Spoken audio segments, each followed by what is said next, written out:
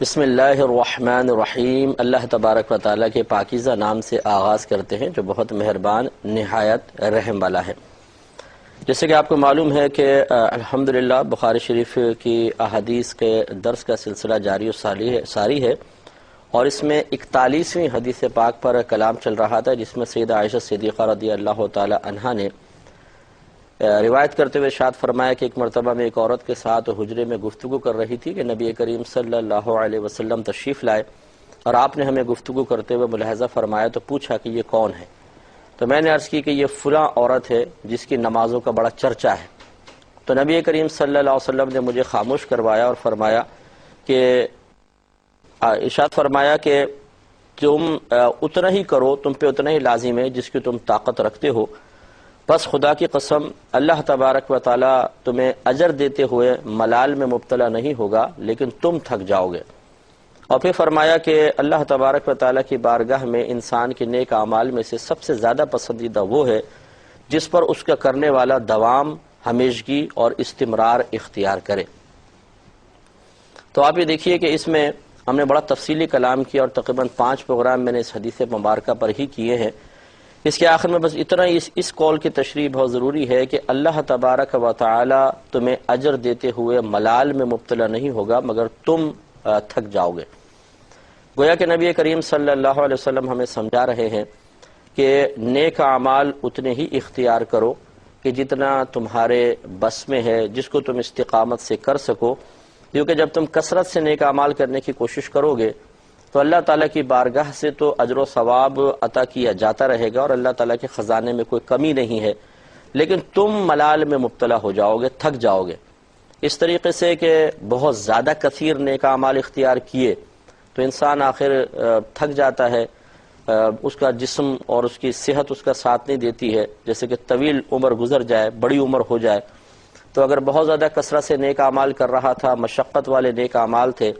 تو ایک خاص عمر تو ہوتی ہے کہ جس میں انسان اس مشقت کو برداشت کر لیتا ہے، لیکن عمر کا ایک ایسا اسٹیج آ جاتا ہے جہاں پر آنے کے بعد تھوڑی سی اس کو دقت پیش آتی ہے، اور پھر وہ آگے نہیں بڑھ پاتا ہے، یعنی اتنی کثرت سے نیک عمل نہیں کر پاتا ہے۔ تو اس طرح آدمی تھک جائے گا۔ دوسرا یہ کہ بعض اوقات مصروفیت انسان کی بہت زیادہ بڑھ جاتی ہے، بعض اوقات وہ اپنے فراغت کے اوقات میں دیکھتا ہے میں یہ بھی فارغ وقت ہے، یہ بھی فارغ وقت ہے، تو اعمال بڑھاتا رہتا ہے۔ جیسے بعض لوگ وظیفے کثیر اختیار کر لیتے ہیں، قرآن پاک کی تلاوت بہت زیادہ کرنا شروع کر دیتے ہیں کہ ہمارے پاس بڑا فارغ وقت ہے، لیکن پھر جب تھوڑی سی مصروفیات آتی ہیں تو پھر آہستہ آہستہ ان کو ریورس گیئر لگانا پڑتا ہے، رول بیک کرنا پڑتا ہے، اور بہت سارے نیک اعمال کو چھوڑنا پڑتا ہے، اور یہ چیز اللہ تبارک و تعالیٰ کو محبوب بھی نہیں ہے۔ اسی کی طرف اشارہ کیا کہ تم تھک جاؤ گے، ایک وقت آئے گا، لیکن اللہ تبارک و تعالیٰ اجر و ثواب دیتے ہوئے ہرگز نہیں تھکتا ہے، ملال میں مبتلا نہیں ہوتا ہے۔ لہٰذا اب کریں کیا؟ تو بہت آسان سا ہمیں طریقہ بتایا کہ تم یہ اللہ تبارک و تعالیٰ کی اس مشیت، اس پسند، اس رضا کو تلاش کرنے کی کوشش کرو۔ اس کو سمجھو کہ اگر کوئی کرنے والا نیک عمل استقامت کے ساتھ کرے، وہی اللہ تعالیٰ کی بارگاہ میں بے حد مقبول اور پسندیدہ ہے۔ کہ اگر کوئی کرنے والا نیک عمل استقامت کے ساتھ کرے، وہی اللہ تعالیٰ کی بارگاہ میں بے حد مقبول اور پسندیدہ ہے۔ تو میں نے آپ کو سمجھایا تھا کہ دیکھیں، جو ہم جائز کام کرتے ہیں ان میں ایک فرض ہے، دوسرا واجب ہے، تیسرا سنت موقدہ ہے۔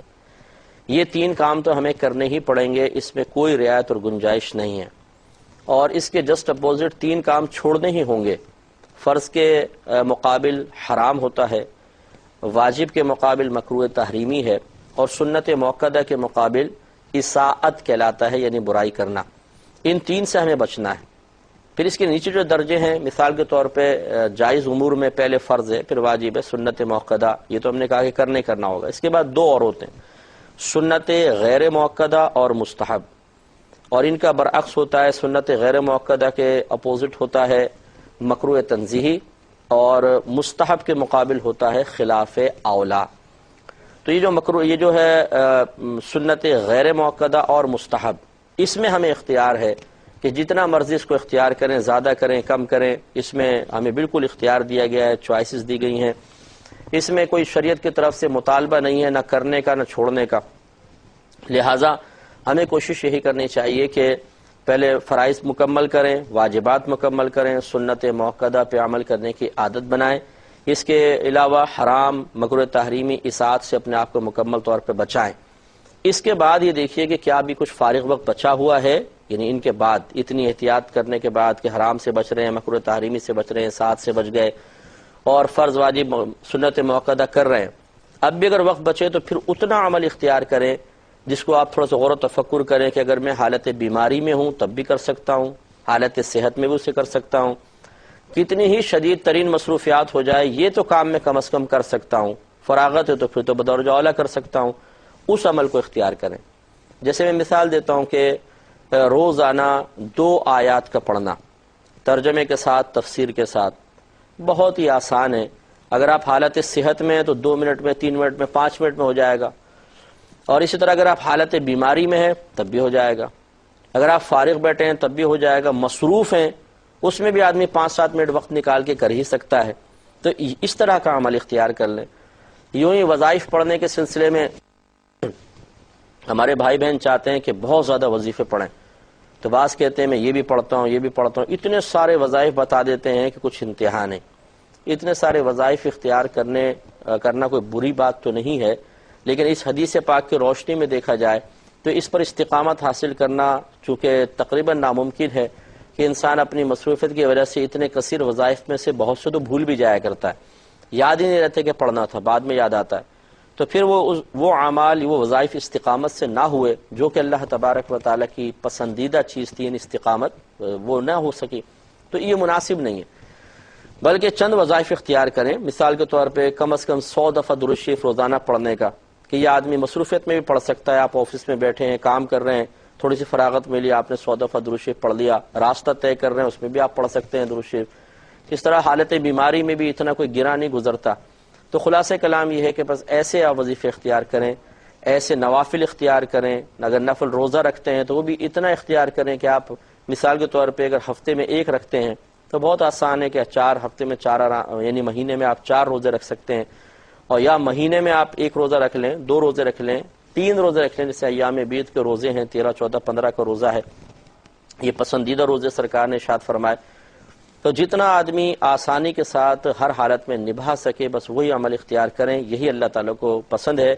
بہت زیادہ کثیر اعمال سے متاثر ہو کر انہیں اختیار کر کے یہ سمجھنا کہ اب میں اللہ تبارک و تعالیٰ کو ان نیک اعمال سے، کثرت نیک اعمال سے ضرور راضی کر لوں گا، یہ مناسب نہیں ہے یہ سوچ۔ اللہ تبارک و تعالیٰ اعمال کی کثرت یا قلت کی بنا پر ایسا نہیں ہوتا کہ کثرت سے ضرور راضی ہوگا اور قلیل سے ضرور ناراض ہو جائے گا، ایسا نہیں ہے، بلکہ اس کی بارگاہ میں وہ عمل مقبول ہے جو استقامت سے ہو، اخلاص کے ساتھ ہو، اور انسان اس پر دوام و استمرار اختیار کرتے ہوئے بڑی سہولت، آسانی اپنے باطنی ملال کے بغیر کر سکے۔ یہ بھی آخری بات میں عرض کرتا ہوں کہ یہ بعض لوگوں کو دیکھا ہے کہ بہت زیادہ بڑے بڑے وظیفے پڑھتے ہیں، جو عشاء کے بعد 5000 دفعہ پڑھ رہے ہیں، عصر کے بعد 3000 مرتبہ، ظہر کے بعد کوئی 1000 مرتبہ۔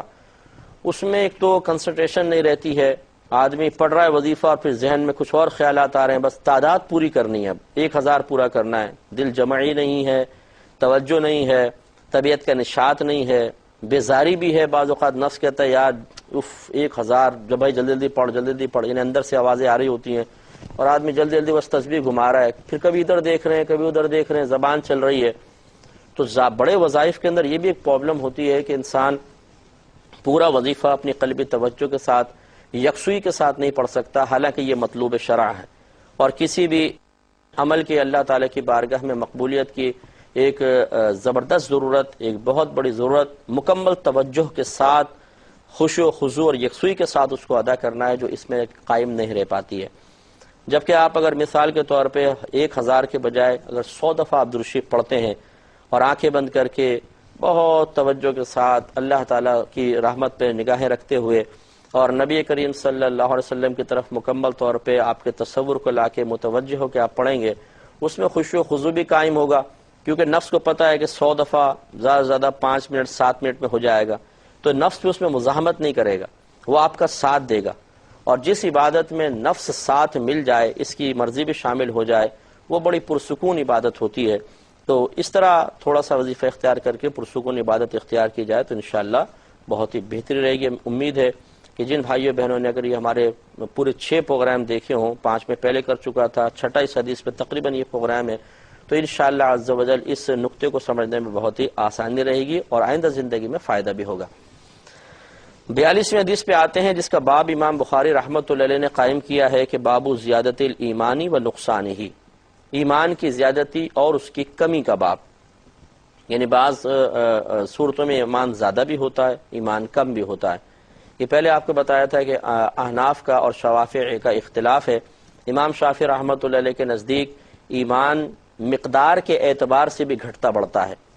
اور ہمارے نزدیک ایمان کی کوئی مقدار نہیں ہوتی، ہاں یہ اوصاف کے لحاظ سے گھٹتا بڑھتا ہے، یعنی مضبوط ایمان ہو جانا، قوی ہو جانا، ضعیف ہو جانا، ایسا تو ہو سکتا ہے، لیکن یوں نہیں ہوتا کہ جیسے ایمان کی کوئی ہم شکل متصور کر لیں کہ یہ ایمان ہے اور اب یہ ایمان بڑھ گیا اور یہ ایمان گھٹ گیا۔ مقدار کے اعتبار سے ہم ایمان کی کمی بیشی کے قائل نہیں ہیں، ہاں وصف کے اعتبار سے، اوصاف کے اعتبار سے ایمان کی کمی بیشی ہو سکتی ہے۔ چنانچہ دیکھیے اس میں امام حضرت انس رضی اللہ تعالی عنہ راوی ہیں، امام بخاری رحمۃ اللہ علیہ نے اس حدیث کو ان سے روایت کیا ہے۔ یہ کہتے ہیں کہ نبی کریم صلی اللہ علیہ وسلم نے ارشاد فرمایا کہ یخرج من النار من قال لا الہ الا اللہ، آگ سے یعنی دوزخ سے وہ شخص نکل آئے گا جس نے کہا لا الہ الا اللہ، وفی قلبہ وزن شعیرۃ من خیر، اس حال میں کہ اس کے دل میں ایک جو کے وزن کے برابر بھی بھلائی ہوگی۔ خیر سے مراد ایمان، یعنی جس کے دل میں رائی کے دانے کے جو کے دانے کے برابر بھی ایمان موجود ہوگا۔ سرکار نے ارشاد فرمایا کہ اب اس شخص نے اگر لا الہ الا اللہ کہا تھا تو اللہ تعالیٰ اس کو جہنم سے باہر نکلنے کی توفیق عطا فرما دے گا۔ پھر آگے سرکار نے مزید فرمایا کہ وَيَخْرُجُ مِنَ النَّارِ مَنْ قَالَ لَا إِلَهَ إِلَّا اللَّهُ وَفِي قَلْبِهِ وَزْنُ بُرَّةٍ مِّنْ خَيْرٍ، اور وہ شخص بھی آگ سے باہر نکل آئے گا کہ جس نے لا الہ الا اللہ اس حال میں کہہ دیا کہ اس کے دل میں گندم کے دانے کے برابر بھی ایمان موجود ہو۔ اور پھر فرمایا وَيَخْرُجُ مِنَ النَّارِ مَنْ قَالَ لَا إِلَهَ إِلَّا اللَّهُ وَفِي قَلْبِهِ وَزْنُ ذَرَّةٍ مِّنْ خَيْرٍ، اور وہ شخص بھی آگ سے باہر نکل آئے گا جس نے لا الہ الا اللہ کہا اس حال میں کہ اس کے دل میں ایک ذرے کے برابر بھی ایمان موجود ہو۔ یہ ذرہ جو ہے یہ سمجھ لیں، کبھی کبھی آپ نے دیکھا ہوگا کہ چھت میں کوئی سوراخ وغیرہ ہو یا کھڑکی سے دھوپ کی ایک کرن آ رہی ہو اندر، اس میں آپ دیکھیں گے ریت کے باریک باریک ذرات اس طرح اڑتے نظر آئیں گے، آپ ہاتھ بھی یوں کریں تو وہ پتہ بھی نہیں چلتے ہیں، اتنے باریک، وہ جو باریک ہے اس کو ذرہ کہتے ہیں۔ اور سرکار نے ارشاد فرمایا کسی کے قلب میں اگر اس ذرے کے برابر بھی خیر موجود ہوگی تو اللہ تبارک و تعالیٰ اسے بروز قیامت دوزخ سے باہر نکلنے کی توفیق عطا فرما دے گا، لیکن شرط ہے کہ لا الہ الا اللہ یہ اس نے کہا ہو۔ اس میں امام بخاری رحمۃ اللہ لکھتے ہیں کہ ابو عبداللہ یعنی امام بخاری خود یہ فرماتے ہیں کہ حضرت انس رضی اللہ تعالی عنہ نے نبی کریم صلی اللہ علیہ وسلم سے اسی طرح کی حدیث مزید روایت کی ہے جس میں لفظ خیر کی جگہ لفظ ایمان استعمال کیا گیا ہے۔ گویا کہ خیر جہاں خیر کا لفظ استعمال ہوا، اس حدیث میں ایمان کے الفاظ بھی آئے ہیں۔ تو خلاصہ کلام یہ ہے کہ نبی کریم صلی اللہ علیہ وسلم نے ارشاد فرمایا کہ جس نے لا الہ الا اللہ اس طرح کہہ لیا کہ اس کے دل میں ایمان موجود ہوا اور وہ اپنی شامت اعمال کی بنا پر اللہ تعالیٰ کی ناراضگی کے باوجود اس طرح سلامتی ایمان کے باوجود جہنم میں چلا گیا، وہ باہر ضرور نکالا جائے گا۔ تو معلوم ہوا کہ ایک تو لا الہ الا اللہ یعنی مراد یہ نہیں ہے کہ صرف زبان سے تلفظ کر لیا جائے بلکہ اس کے تقاضے بھی مکمل کیے جائیں، اور دوسری بات یہ کہ دل میں بھی پھر ایمان موجود ہو۔ بعض اوقات انسان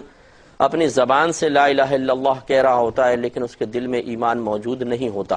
جیسے کہ نبی کریم صلی اللہ علیہ وسلم کے زمانے کے منافقین تھے کہ وہ زبان سے کلمہ پڑھتے تھے، بلکہ نبی کریم صلی اللہ علیہ وسلم کے پیچھے آ کے نمازیں پڑھتے، جہاد میں بھی شرکت کر لیا کرتے تھے، لیکن دل میں ان کے ایمان بالکل موجود نہیں تھا۔ یہ انہی کا اس قسم کے لوگوں کا رد کرنا مقصود ہے۔ تو سرکار نے فرمایا کہ زبان سے لا الہ الا اللہ کہہ لے اور اس کے دل میں ایمان موجود ہو، پھر وہ ایمان کی مقدار چاہے کتنی ہو، اگرچہ وہ ذرے کے برابر بھی ہو، اللہ تعالیٰ اسے جہنم سے نکلنے کی توفیق عطا فرما دے گا۔ تو ابھی ایمان ہم نے آپ کو پہلے بھی بتایا تھا کہ جو کچھ نبی کریم صلی اللہ علیہ وسلم اللہ تعالیٰ کی بارگاہ سے لے کر آئے اس کی دل سے تصدیق کر دینا، یعنی دل میں اس کو حق اور سچ سمجھنا کہ جو سرکار لائیں حق ہے، سچ ہے، درست ہے، یہی ایمان ہوتا ہے۔ ایمان میں کمزوری، ایمان، یہ یوں دوسرے الفاظ میں کہہ لیں، ایمان ایک یقین کا نام ہے کہ جو کچھ نبی کریم صلی اللہ علیہ وسلم لے کر آئے، جو کچھ تعلیم، جو کچھ عقائد انہوں نے بیان فرمائے، ہمارا دل یقین رکھتا ہے کہ وہ حق اور سچ ہے۔ بس شیطان بعض اوقات اس یقین میں کمزوریاں پیدا کرتا چلا جاتا ہے، جس سے ایمان ضعیف ہوتا جاتا ہے، اور بعض اوقات ایسا ہوتا ہے کہ کسی کمزور لمحے کو دیکھ کر شیطان انسان کو بہکاتا ہے اور اس کے ایمان کی تباہی کا سامان کر دیتا ہے۔ اس کو یوں سمجھ لیں جیسے کسی شخص کو کوئی نقصان ہوا، بڑی دل آزاری ہوئی، بڑی تکلیف ہوئی، تو شیطان کان میں کہتا ہے کہ دیکھ اللہ تعالیٰ نے تیرے ساتھ معاذ اللہ انصاف نہیں کیا، تیرے اوپر کتنا ظلم ہوا۔ مثال کے طور پہ ایک دکان تھی مارکیٹ کی، اس کی جل گئی، باقی دکانیں سلامت ہیں، تو آواز شیطان کان میں ڈالے گا کہ دیکھ تیری دکان جل گئی، باقی سب کی بچ گئی، کیا یہ اللہ تعالیٰ کا انصاف ہے؟ کیونکہ یہ تو آفت اللہ کی طرف سے آئی ہے، تو کیا انصاف ہے اللہ تعالیٰ کا؟ اور کیا یہ ظلم نہیں ہے؟ بس اس طرح کا سوال کر کے پیچھے ہٹ جائے گا۔ اس پہ اب آدمی سوچے گا اور دل میں طیش پیدا ہوگا، غضب پیدا ہوگا، غصہ پیدا ہوگا، افسوس کی کیفیات اور پچھتاوا غالب آئے گا۔ انسان بار بار جب دکانوں کی طرف دیکھے گا اسے اپنی محرومی کا احساس ہوگا، اس سے ذرا غصہ قلب کا بڑھے گا۔ تو اس سے یعنی بعض اوقات ایسا ہوتا ہے کہ پھر انسان کے باطن سے آواز آتی ہے کہ لا حول ولا قوت، میں کیا سوچ رہا ہوں، نہیں ایسا نہیں ہے۔ تو پھر شیطان دوبارہ حملہ کرتا ہے کچھ عرصے بعد، اور انسان کو چاہتا ہے کہ وہ تسلیم کر لے کہ اللہ تعالیٰ معاذ اللہ ناانصاف ہے اور غیر منصف ہے، ظالم ہے۔ تو جب تک یہ باطنی مزاحمت چلتی رہے گی کہ انکار اندر سے ہوتا رہے گا، سمجھ لیں ایمان سلامت ہے۔ اور کبھی ایسا ہوتا ہے کہ انسان بالکل ہار جاتا ہے، مثال کے طور پہ لگاتار اور نقصان ہو گئے، پہلے دکان جلی، پھر گاڑی کا ایکسیڈنٹ بھی ہو گیا، بچے کا ایکسیڈنٹ ہو گیا، گھر میں 4 آدمی بیمار ہو گئے، ڈاکو آئے گھر لوٹ کے لے گئے۔ اب یہ پیدر پہ جو واقعات ہوتے ہیں، اس میں شیطان پہلی مرتبہ کہا تھا دیکھ اللہ ظالم نہیں ہے، تیرے ساتھ ناانصافی نہیں ہوئی، معاذ اللہ ثم معاذ اللہ، تو وہ جھٹکتا ہے، نہیں لا حول ولا قوت۔ جب دوبارہ ہوتا ہے پھر آ جاتا ہے، ہوا نا دیکھ میں تجھے پہلے کہا تھا۔ تو تھوڑا تھوڑا انسان کو یقین ہونے لگتا ہے کہ ہاں یار واقعی تو ناانصافی ہے۔ پھر تیسری مصیبت، چوتھی، پانچویں، حتیٰ کہ ایک وقت آتا ہے کہ انسان بھی دل میں کہتا ہے کہ واقعی یہ تو بہت ظلم ہے میرے ساتھ اور اللہ تعالیٰ کی ناانصافی ہے۔ اور جب یہ چیز اپنے عروج پر آتی ہے تو اس کے زبان سے پھر یہ کلمات نکلتے ہیں کہ اللہ یہ تو نے کیا ناانصافی کر رکھی ہے، معاذ اللہ ثم معاذ اللہ، کیا تو نے مجھ پر ظلم کر رکھا ہے۔ گویا کہ اب اس کے باطن سے مزاحمت ختم، جو وساوس آ رہے تھے دل اس کے موافق ہو گیا، باطنی کیفیات اس کو تسلیم اس کے مطابق ہو گئیں، اور انسان کا دل، انسان کا دماغ، اس کا باطن اس شیطانی وسوسے کو بالکل قبول کر کے اسے حق قرار دے دیتا ہے، ایمان کا زوال ہو جاتا ہے۔ تو یوں ہوتا ہے کہ بسا اوقات شیطان آخرت پر یقین، تقدیر پر یقین، اللہ تعالیٰ کی ذات پر یقین کو کمزور کرتا ہے، لیکن بالکلیہ انسان اس کا انکار نہیں کرتا، کمزور بہت ہو جاتا ہے، توجہ ہٹ جاتی ہے۔ مثال کے طور پہ جیسے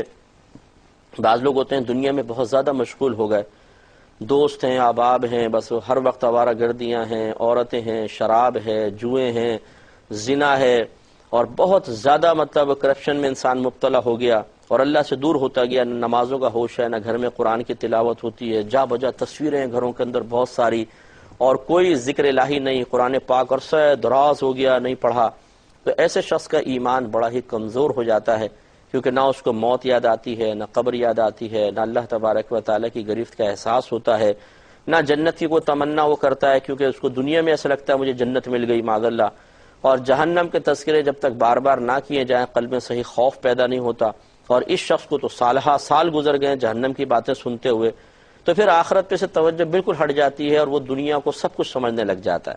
لیکن اس نے انکار تو نہیں کیا، تو اس لیے ہم کہیں گے اس کا ایمان کمزور ترین تو ہو گیا، لیکن یہ معاذ اللہ ایمان سے خالی تصور نہیں کیا جائے گا۔ ایسے اشخاص اگر اللہ ناراض ہوا جہنم میں ڈال دیے، لیکن زبان سے انہوں نے کبھی لا الہ الا اللہ کہا تھا، یعنی اسلام قبول کیا تھا، مسلمان گھرانے میں پیدا ہوئے تھے، تو انشاءاللہ باہر نکل آئیں گے۔ اس پہ مزید کلام کریں گے نیکسٹ پروگرام میں۔ وآخر دعوانا ان الحمدللہ رب العالمین۔